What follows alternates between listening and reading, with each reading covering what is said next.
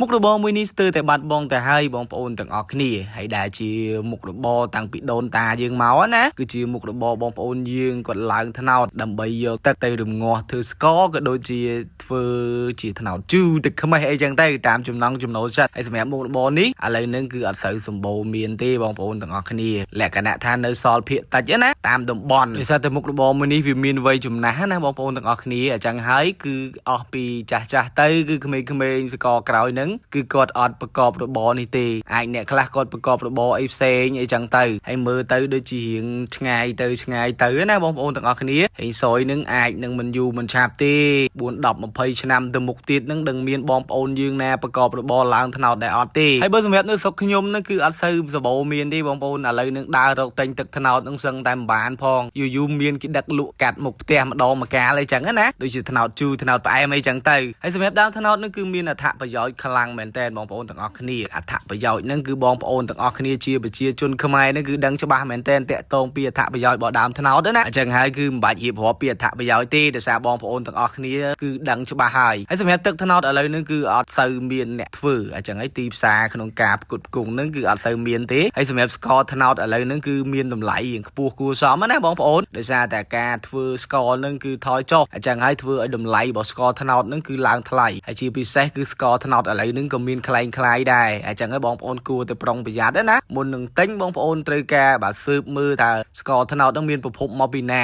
អ្នកធ្វើនឹងគាត់ឡើងថ្នោតពិតប្រាកដអត់បានមានស្ករថ្នោតលក់បងប្អូនទាំងអស់គ្នាអញ្ចឹងហើយគឺសប្តាហ៍ថ្ងៃនេះគឺនៅមានបងប្អូនយើងដែលគាត់ប្រកបរបរឡើងថ្នោតនឹងគឺភាគតិចទេអញ្ចឹងហើយគឺជួយថែរក្សាណាបងប្អូនដើម្បីឲ្យក្មេងៗចំនួនក្រោយទៅមុខទៀតនឹងបានស្គាល់ពីមុខរបរមួយនេះផងហើយសម្រាប់មុខរបរឡើងថ្នោតនេះគឺនៅមានខេត្តខ្លះដែលល្បីធ្វើណាដូចជាកំពង់ស្ពឺកំពង់ឆ្នាំងក៏ដូចជាខេត្តផ្សេងដែលសម្បូរដើមថ្នោតហើយបើបែកមកខាង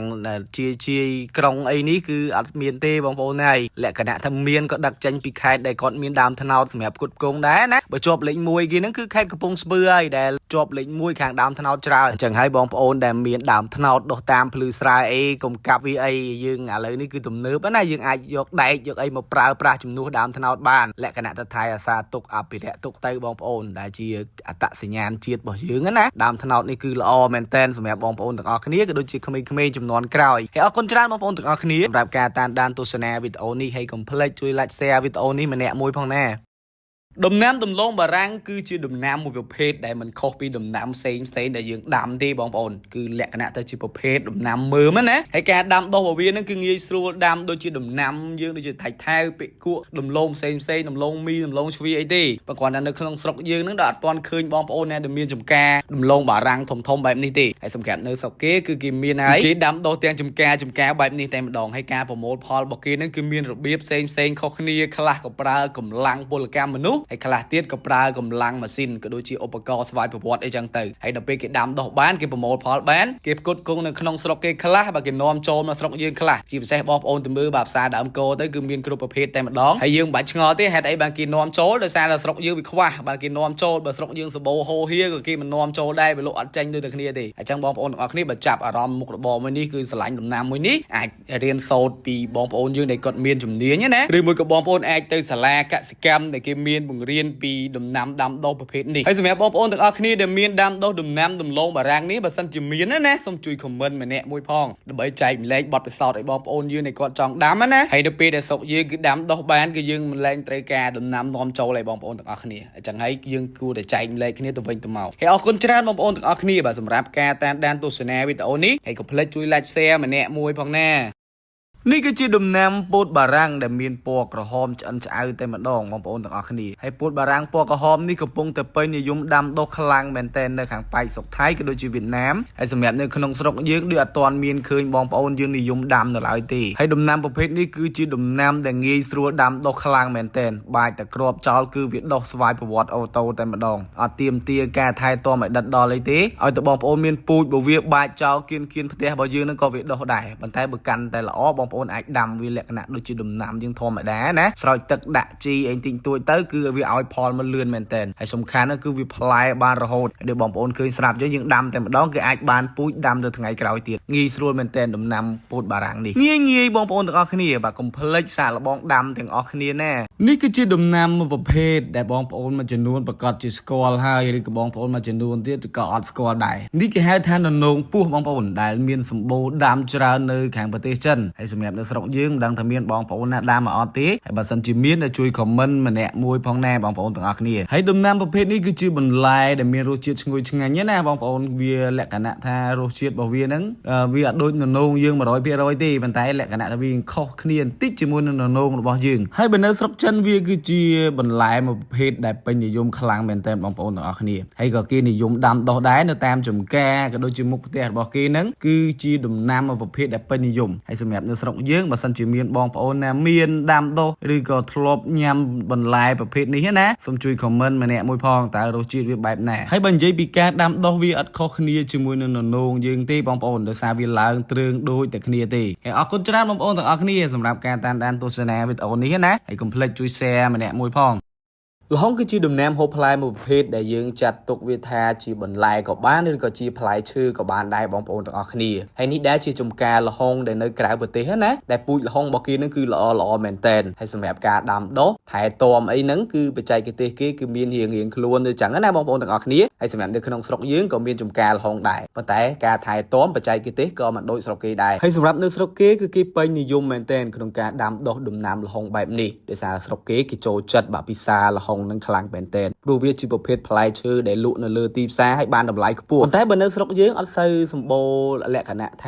ល្ហុងគេទុកឲ្យទុំបែបនេះទេបងប្អូនភាគច្រើនគឺស្រុកយើងគឺបេះខ្ចីដើម្បីយកទៅលក់នៅលើទីផ្សារធ្វើជាបន្លែប៉ុន្តែនៅស្រុកគេអត់ទេគេទុករហូតដល់វាទុំដើមបែបនេះបានគេបេះដើម្បីយកទៅលក់លក្ខណៈជាផ្លែឈើវិញម្ដងហើយសម្រាប់ដើមល្ហុងរបស់គេនឹងគឺផ្លែលក្ខណៈតែក្តាំងក្តេតែម្ដងដូចបងប្អូនឃើញស្រាប់នៅក្នុងវីដេអូនឹងចឹងផ្លែតាំងពីគល់រហូតទៅដល់ចុងហើយក្នុងមួយថ្ងៃហ្នឹងគេប្រមូលផលបានរាប់ឡានឯណោះដោយសារតែទីផ្សារស្រុកគេទលំទលាយបាទគេលក់ដាច់បាទមានម៉ួយច្រើនអីចឹងណាហើយសម្រាប់តម្លៃវិញក៏មិនណយដែរបងប្អូនទាំងអស់គ្នាគឺលក់បានខ្ពស់គួរសមហើយសម្រាប់នៅក្នុងស្រុកយើងអត់ដឹងថាតម្លៃល្ហុងដែលបងប្អូនដាំបានលក់បាន1គីឡូប្រហែលទេបើសិនជាដឹងបាទជួយខមមិនម្នាក់មួយផងណាបងប្អូនទាំងអស់គ្នាហើយឃើញទំនងមែនតែនចំការរបស់គេតិចនិចក្នុងការដាំល្ហុងរបស់គេហ្នឹងគឺប្លែកខុសពីយើងហើយបើយើងចង់ដាំដូចគេតើយើងទៅរៀនអំពីតិចនិចក៏ដូចជាបទពិសោធន៍ខ្លះតាក់ទងជាមួយនឹងដំណាំល្ហុងនេះណាបងប្អូនទាំងអស់គ្នាអញ្ចឹងហើយអីក៏ដោយបើសិនយើងចេះច្បាស់គឺឲ្យផលមកវិញគឺជាទីគាប់ចិត្តតែម្ដងហើយនេះបងប្អូនឃើញស្រាប់អញ្ចឹងដំណាំល្ហុងរបស់គេនឹងគឺគេមានក្បួនមានច្បាប់របស់គេត្រឹមត្រូវក្នុងការដាំដុះអញ្ចឹងហើយគឺឲ្យផលមកវិញជាទីគាប់ចិត្តហើយអរគុណច្រើនបងប្អូនទាំងអស់គ្នាសម្រាប់ការតាមដានទស្សនាវីដេអូនេះហើយកុំភ្លេចជួយ like share ម្នាក់មួយផងណ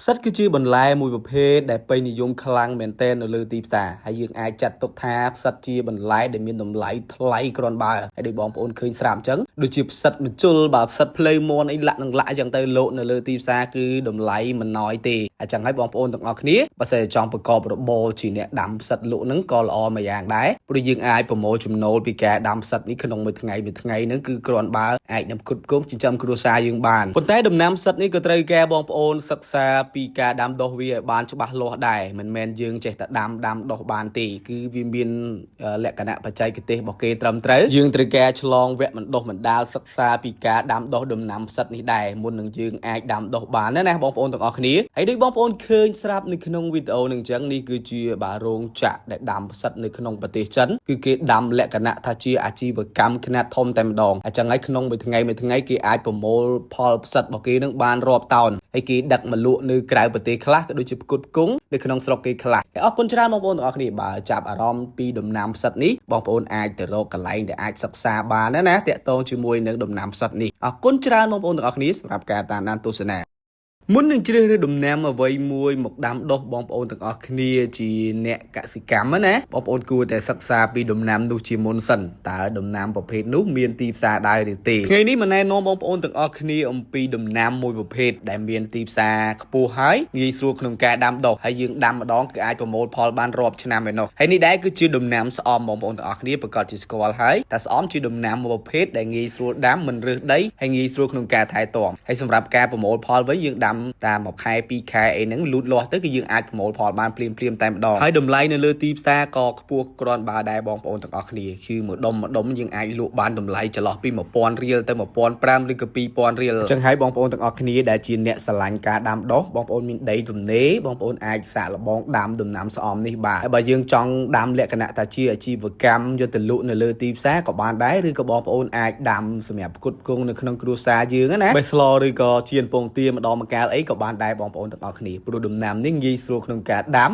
ងាយស្រួលក្នុងការថែទាំបើសិនជាបងប្អូនចង់ឲ្យល្អវាលូតលាស់លឿនណាយើងអាចបន្ថែមបាច់ជីអីតិចតួចដូចគេក្នុងវីដេអូហ្នឹងទៅគឺងាយស្រួលមែនតើហើយសម្រាប់តម្លៃនៅលើទីផ្សារវិញគឺលក្ខណៈថាថ្លៃគ្រាន់បើគួរសមបងប្អូនក្នុងចំណោមបន្លែដែលមានតម្លៃថ្លៃណាគឺចងដុំតូចបែបនេះគឺតម្លៃចាប់ពី 1000 រៀលឡើងទៅហើយអរគុណច្រើនបងប្អូនទាំងអស់គ្នាសម្រាប់ការតាមដានទស្សនាវីដេអូនេះហើយកុំភ្លេចជួយ like share ម្នាក់មួយផងណាទ្រពប្រភេទនេះខ្ញុំជឿថាមានបងប្អូនច្រើនដែលស្គាល់វាមានតែបងប្អូនភាគតិចប៉ុណ្ណោះដែលអត់ស្គាល់ណានេះគឺជាដំណាំទ្រពពុតញបងប្អូនទាំងអស់គ្នាដែលគេប្រមូលផលវាក្នុងមួយថ្ងៃហ្នឹងគឺច្រើនគ្រាន់បើដោយសារតែវាផ្លែដូចជាផ្កាច្រើនបន្តបន្ទាប់គ្នាអញ្ចឹងទៅហើយដំណាំនេះគឺមានអាយុវែងមែនតើណាអាចចន្លោះពី2 3ខែទៅ4 5ខែឡើងទៅឯណោះហើយយើងអាចប្រមូលផលវាជាបន្តប្រចាំថ្ងៃជាពិសេសបងប្អូនយើងដែលចូលចិត្តសឡកកោប្រកាសជាស្គាល់ទ្រពនេះហើយសម្រាប់ការលក់នៅលើទីផ្សារវិញក៏មិនណយដែរបងប្អូនទាំងអស់គ្នាគឺគេពេញនិយមហើយលក់បានថ្លៃទៀតបើសិនជាយើងទៅផ្សារហើយចង់ទិញទ្រពនេះយកមកស្លអីបាទ 1000 2000 ឬក៏មួយខាំពីរខាំអីហ្នឹងលក្ខណៈថាមើលមិនឃើញទេទិញគេចាប់ពី 5000 ឡើងអីនោះបងប្អូនហើយតម្រាំតែបានយកមកស្លហ្នឹងបើសិនជាយើងខ្ជិលដាំគឺយើងចាយលុយតិចហើយប៉ុន្តែសម្រាប់បងប្អូនដែលចូលចិត្តដាំដុះក៏ដូចជាដំណាំកសិកម្មអីផ្សេងនេះបងប្អូនអាចកលេចមកមើលដំណាំប្រភេទនេះដោយសារនៅស្រុកគេដាំណាគេដាំយកទៅលក់នៅលើទីផ្សារអាចនឹងវាយចូលក្នុងផ្សារទំនើបទៀតហើយមកកញ្ចប់ក្នុងផ្សារទំនើបហ្នឹង$2អីមើលមិនឃើញទេអញ្ចឹងហើយគ្រប់វីដេអូរបស់ខ្ញុំហ្នឹងខ្ញុំតែងតែនិយាយប្រាប់បងប្អូនទាំងអស់គ្នាថាបើសិនជាចូលចិត្តដំណាំបងប្អូនទាំងអស់គ្នាមុននឹងដាំគួរតែសិក្សាពីតម្លៃទីផ្សារហើយទៅមុននឹងយើងដាំដុះហើយប៉ុន្តែបើសិនជាបងប្អូនចូលចិត្តដាំដុះហើយមិនមែនជាអ្នកប្រកបរបរលក្ខណៈថាជាកសិកម្មអាជីពណាគឺយើងអាចដាំដុះនៅចិត្តផ្ទះយើងបាទដើម្បីលំអក៏ដូចជាបេះស្លម្ដងម្កាលបានវាអត់មានអីខាតបងទេសម្រាប់ដំណាំហូបផ្លែនេះគឺលក្ខណៈថាចំណេញទ្វេដងតែម្ដងបងប្អូនទាំងអស់គ្នាឲ្យតែយើងដាំវាដុះបានផ្លែបានផលហើយធានាថាមិនឲ្យខាតទេមិនបានលក់លើទីផ្សារក៏បានលក្ខណៈថាបេះស្លម្ដងម្កាលឬក៏ចែកញាតិមិត្តបងប្អូនយើងក្នុងស្រុកក្នុងភូមិអីចឹងទៅអរគុណច្រើនបងប្អូនទាំងអស់គ្នាសម្រាប់ការតាមដានទស្សនាហើយកុំភ្លេចជួយ like share ម្នាក់មួយផងណា